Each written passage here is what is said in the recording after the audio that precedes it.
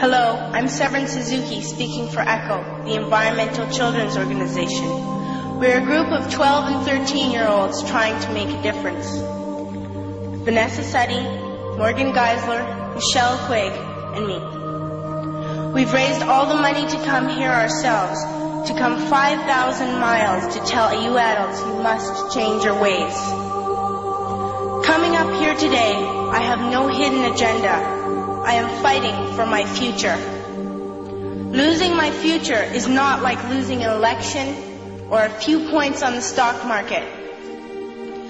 I am here to speak for all generations to come. I am here to speak on behalf of the starving children around the world whose cries go unheard. I am here to speak for the countless animals dying across this planet because they have nowhere left to go. I am afraid to go out in the sun now because of the holes in our ozone. I am afraid to breathe the air because I don't know what chemicals are in it. I used to go fishing in Vancouver, my home, with my dad, until just a few years ago we found the fish full of cancers. And now we hear of animals and plants going extinct, every day vanishing forever. In my life, I have dreamt of seeing the great herds of wild animals, jungles and rainforests full of birds and butterflies.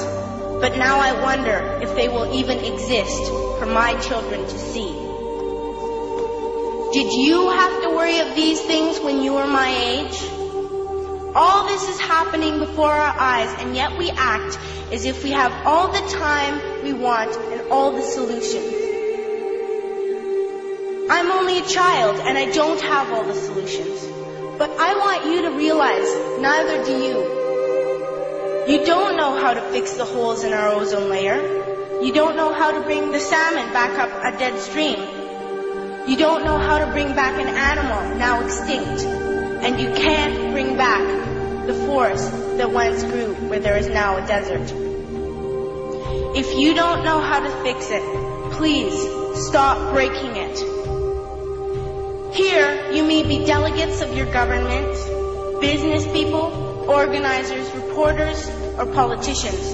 But really, your mothers and fathers, sisters and brothers, aunts and uncles, and all of you are someone's child. I'm only a child, yet I know we are all part of a family, 5 billion strong. In fact, 30 million species strong. And borders and governments will never change that.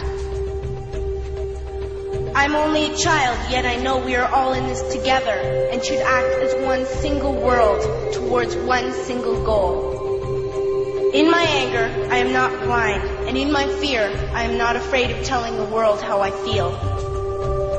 In my country, we make so much waste. We buy and throw away, and yet northern countries will not share with the needy. Even when we have more than enough, we are afraid to share. We are afraid to let go of some of our wealth.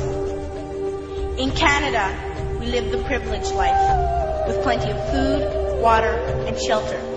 We have watches, bicycles, computers, and television sets. The list could go on for 2 days.